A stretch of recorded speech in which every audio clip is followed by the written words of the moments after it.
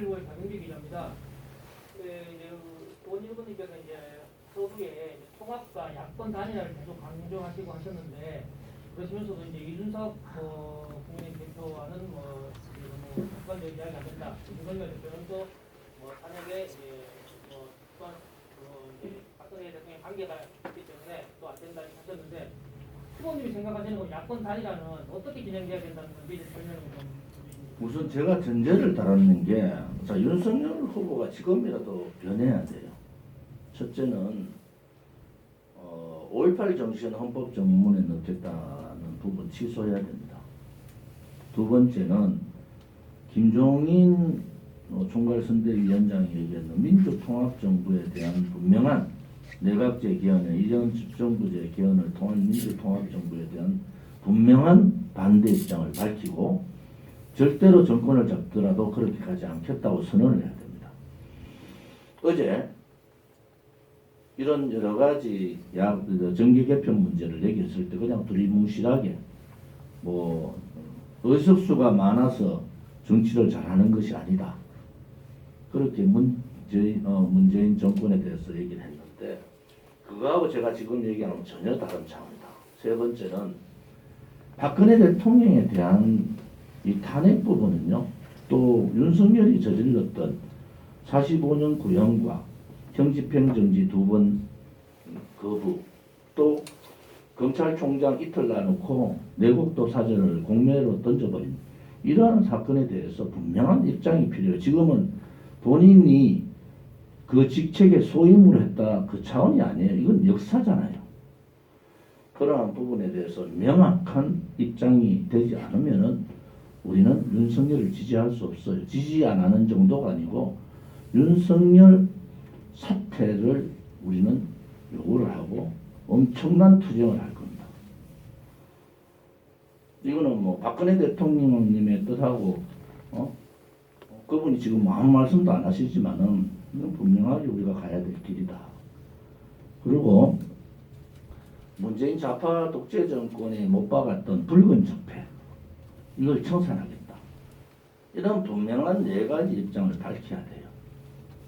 그렇지 않고 지금같이 중도 얘기하다가 지금은 중도의 폭이 완전히 붙어 있습니다. 중도가 거의 없다고 보는 거예요. 우리 공화당은요, 게스팅 포트를 질 거예요. 분명하게.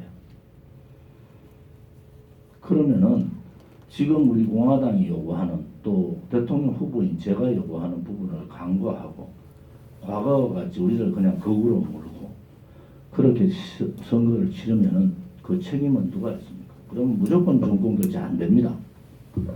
그 책임은 우리 공화당이나 조원진에 있는 것이 아니라 국민의힘이나 윤석열 후보한테 있는 거예요. 그래서 이러한 부분이 정리가 빨리 되기를 바랍니다. 그러면은 야권 단일 후보를 위해서라도 제가 네 가지 조건을 받아들인다면은 언제라도 야권 단일 후보에 대열에 들어갈 수 있다. 야권 단일 후보라는 것은 정해 대강 정하지 않겠습니까? 국민의힘, 우리 공화당, 국민의힘, 그 다음에 국민의당, 그리고 김동연, 이 정도 안 되겠습니까? 그게 다 뭉쳐도 어려운 선거예요. 그게 다 뭉쳐도. 그런데 이렇게 어정쩡하게 양다리 걸쳐가지고는 도저히 안 된다. 또 향후의 행보 자체가 정반대의 행보를 지금 하고 있잖아요. 그래 되면은 정권 교체는 힘들어진다. 이렇게 봅니다. 네. 한국교통신문 김대영 기자입니다.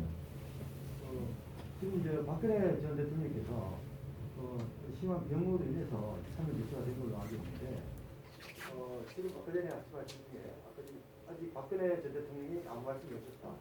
근데 그런 말이 나오면은 시비를 받아서 어떻게 하겠다는 이야기가 들리는데 혹시나 전에 옥중 소식을 통해서 박근혜 전 대통령의 뜻을 지금 받아갖고 어떻게 정치 공부를 하고 있는지 그게 좀 궁금합니다. 옥중 서신은요, 지난 총선 때 황교안, 그 당시 힘 다 빠진 황교안 체제가 우리를 배신한 겁니다.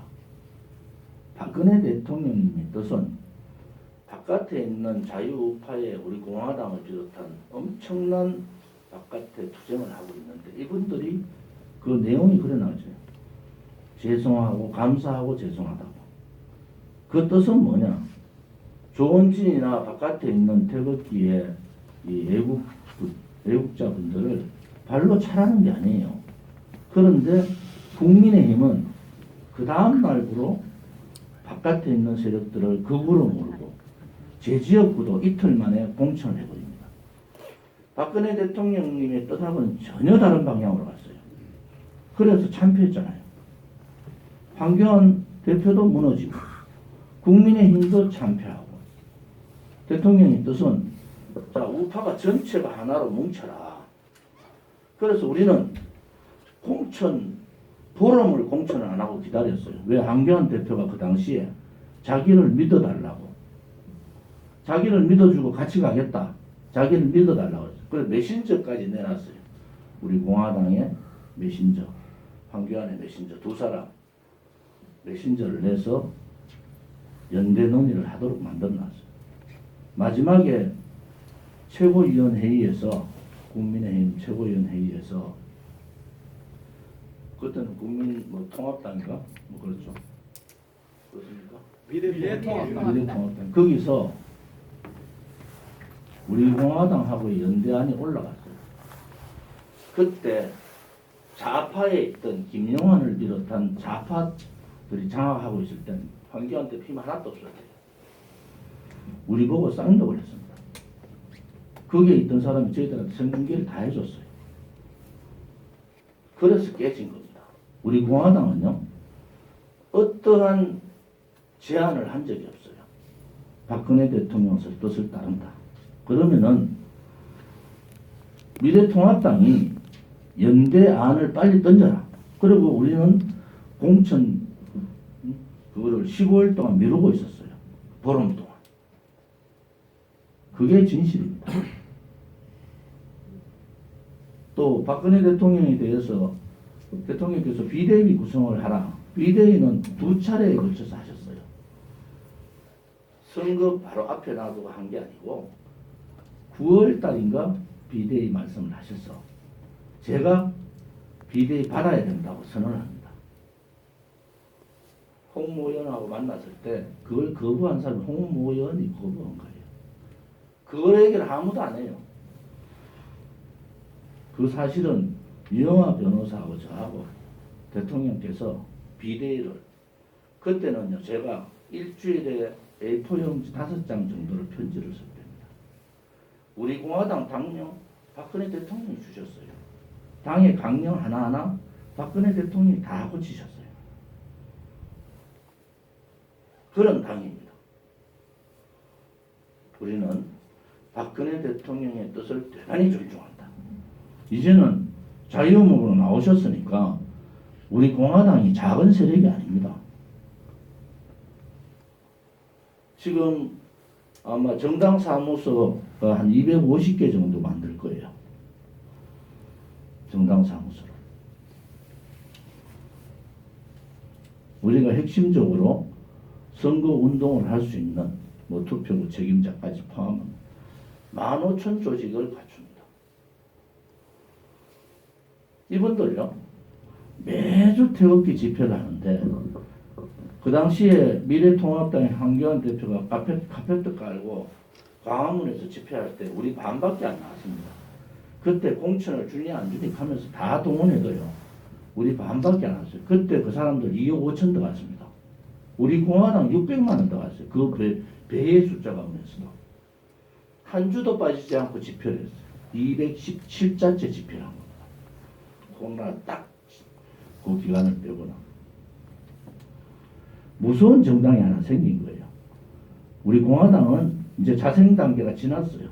이제 자립 단계를 넘어서서 자강 단계로 가는 거다.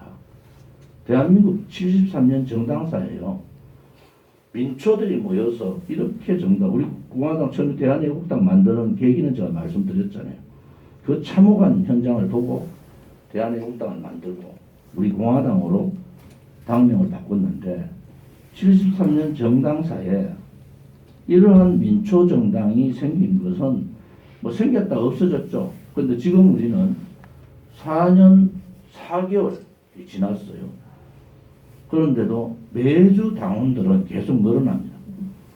그냥 일반 당원만 늘어나는 게 책임 당원까지 우리는 매주 발표를 해요. 매주 월요일마다 최고위원회에서 석방, 박근혜 대통령 석방을 요구하는 서명 몇 명, 또 일반 당원 몇 명, 책임 당원 몇 명, 매주 발표하는 정당이 어디 있습니까? 그러한 훌륭한 민초정당이 생겼다. 이것이 아마 앞으로 정당혁명의 중심으로 갈 거다. 그래서 다음 총선 때까지는 100만 당원에 20만 책임 당원을 반드시 달성할 겁니다. 뭐 우리 공화당으로서는 달성할 수 있을 거예요. 그래서 원내 교섭단체를 우리는 만들겠다 하는 것이 우리 공화당의 생각이고, 그때부터는 자강의 단계로 가면서 수권 정당의 모습을 갖출 겁니다. 대통령의 뜻을 저희들은 존중합니다. 근데 우리 공화당은요, 6만 책임 당원이 투표권을 다 가지고 있습니다. 지난 최고위원 경선 때 한 과반 정도가 직접 투표를 합니다. 인터넷 투표를 포함해서 투표권을 가지고 있는 투표자. 그래서 대통령께서 어떤 뜻을 밝히시면은 우리 책임 당원 전체 논의를 할 겁니다. 그 논의를 통해서 당론을 결정하고 거기에 따라서 우리가 어떻게 할 건지를 결정될 겁니다. 전 당원, 전 책임 당원 투표를 할 겁니다. 네. 내신문에 이영광 기자라고 하셨습니다. 여권 단위가 조건 4가지 보셨는데 이걸 이제 어떻게 뭐 공식적으로 윤 후보한테 전달을 하실 건지. 아니요, 이미 전달이 됐을 거예요. 제가 뭐 주호영 의원하고 그 조직 본부장 아닙니까? 친구잖아요. 그 제 친구도 김기현도 저하고 친구고 뭐 다 알아요. 뭐 며칠 있으면 홍준표 대표도 제가 만납니다. 요즘 핫 청년 커뮤니티가 FM 코리아라는 거예요. 그렇죠? FM 코리아가 그냥 난리 났습니다. 막 논쟁이요. 얼마예요?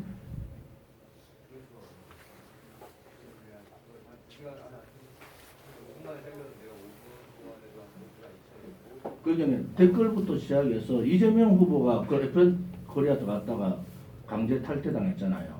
근데 어제 거의 뭐 댓글부터 해서 엄청난 숫자들이 지지가 들어왔어요. 뭐 논쟁도 있지만 그렇듯이 세상은 바뀌는 겁니다.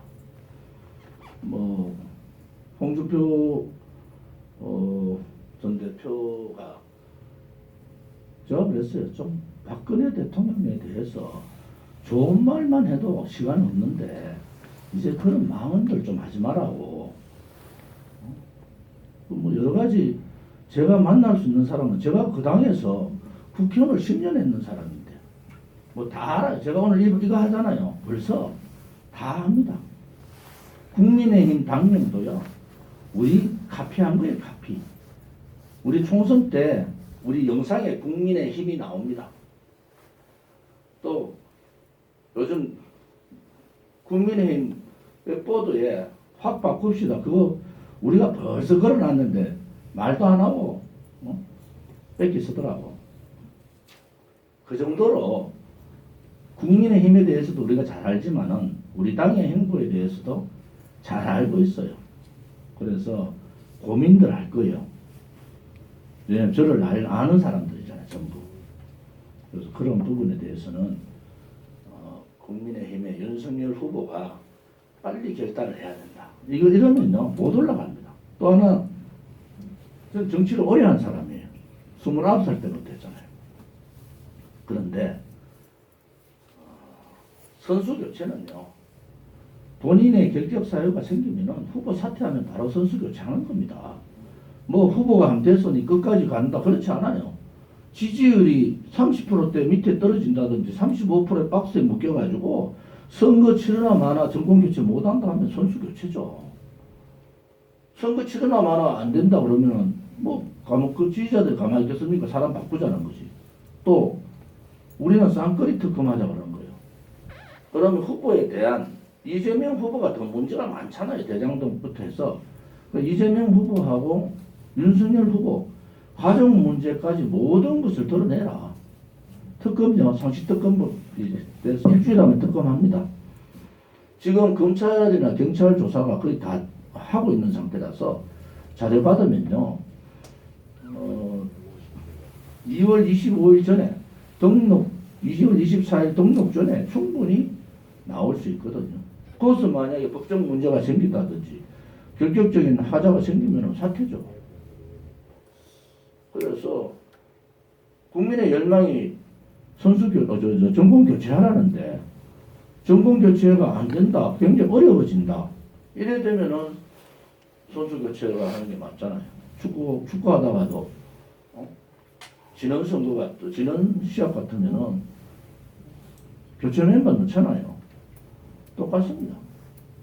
이게 뭐 시간적으로 되냐 안 되냐 그렇지 않습니다. 본인이 사퇴하면 그 다음 날부터 바로 긴급 후보 모아가지고 토론하면 되는 거고요. 그래서 아무튼 정치도 다양하고 이렇게 변해야 되고 국민들이 이제는 주권자가 국민이잖아요. 국민이 주인 아닌가요? 그러면 국민의 그 주인의 행사를 할 때가 됐다. 이렇게 코미디 같은 선거를 치러야 되는가 하는 부분도 있습니다. 또는 제가 요즘 지방을 많이 다니잖아요. 서울 수도권을 제외하고는 다 똑같습니다. 이제 수도권은 인구가 많아서 망하게 생겼고요. 그 전에 수도권 인구 집중 현상 이런 거하고 전혀 다릅니다. 이제는 수도권은 인구가 많고 부동산 문제도 그렇고 월세 전세 얻을 때도 없고 지방은요 인구가 없어서 죽게 생겼어요. 대한민국이 그렇게 큰 나라가 아닙니다. 그러면은 지도자가 철학적 가치를 가지고 지방 균형 발전을 이루어야 되는 거예요. 지금 수도권 이제 지방의 재정 자립도 혹은 지방 국세와 지방세의 비율 제가 정치하면서 이 부분에 대해서 굉장히 많이 얘기를 합니다.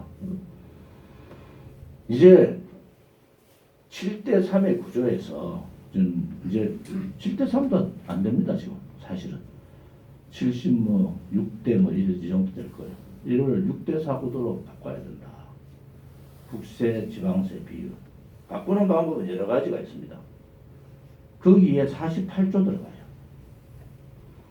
지방이 다 망하고 지방에 사람이 살고 있다가 아니라 지방에도 사람이 살 수 있다. 소위 구미에서 태어나서 구미에서 학교 다니고 구미에서 직장 얻고 구미에서 결혼하고 구미에서 노후를 생활할 수 있도록 하는 것이 정치 지도자들의 책임이에요. 지금 대장동권 하나만 해도 2조입니다. 그들이 돈에 가져간 돈이 자 48조만 하면은 6대4의 지방세대 국비의 국세대 지방세의 비율을 6대4로 만들 수 있으면 해야 됩니다. 그 다음에 과거에 노무현 대통령 정부 때 공공기관, 공기관 이전 잘한 거예요. 단지 세부적인 내용들. 이전은 했는데 사람들이 와서 살지 않는 그거는 정주 조건이 잘못된 거잖아요. 이제는 지도자가 대한민국 정도의 캐파가 되면 이제 재정 자립도도 높여줘야 돼요. 재정 자립도가 지금 문재인 정권 들어와서 70대 30 만들려다가 그것도 안 됐어요. 이제는 재정 자립도를 높여서 60% 정도만 재정 자립도를 주면 되는데 지방은 지방 스스로 일어날 수 있는 상황이 안 돼요. 계층으로 따지면은 소위 30% 이하 계층이 돼버렸어요. 재정적이나 분권 문제나 다 그렇잖아요. 이것은 정부가 직접적인 개입을 하고 혁명적 사고를 가지고 고치지 않으면 안 된다.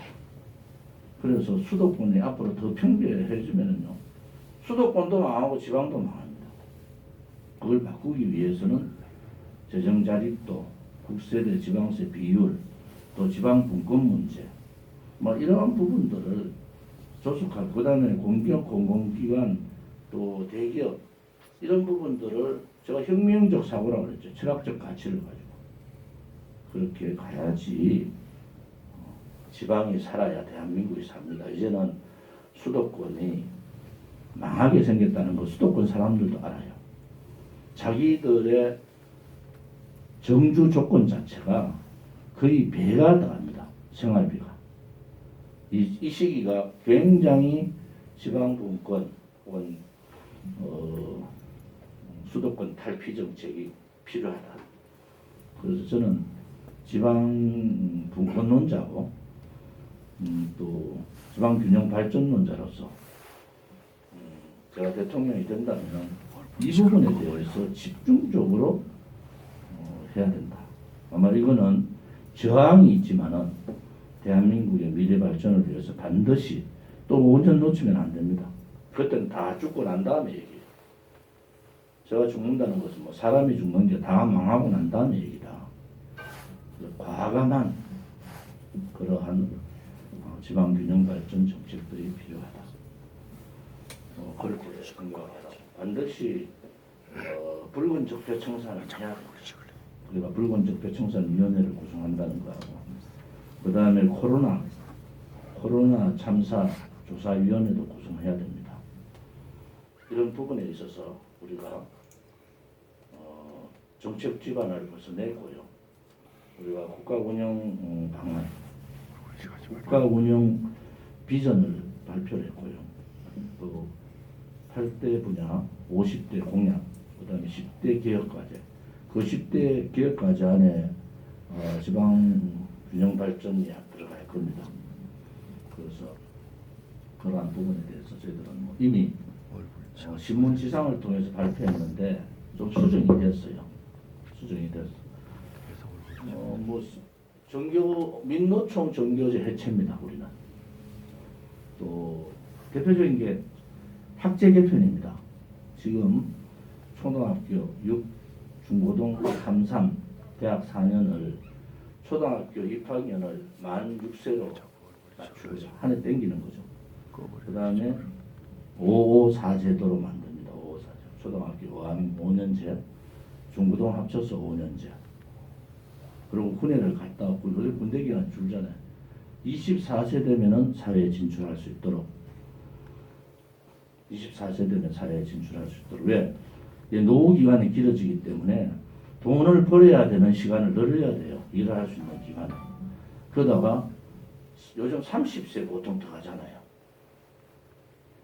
그러면 한 번 실패하면은 실패자로 그냥 계속 남게 되니까 재도전의 기회도 줘야 된다.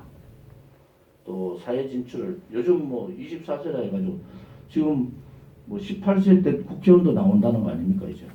그런 입장에서 학제 개편할 때가 됐다.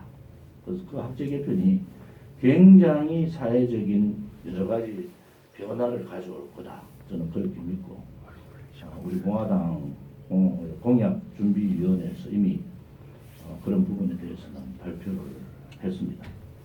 그래서 그런 부분에 대해서도 관심 가지고 봐주시고 오늘 아마 공약 집이 인쇄를 들어갈 거예요. 그래서 세부적인 이제 국가 운영 비전 부분하고 10대 개혁 과제 그리고 8대 분야 50대 공약 그리고 100대 실천 과제 뭐 그런 식으로 정리를 해서 보낼 생각입니다. 이제 시간이 12시간 넘었네요. 이제 그만해도 되겠습니까? 오늘 참석해 주셔서 고맙습니다. 감사합니다.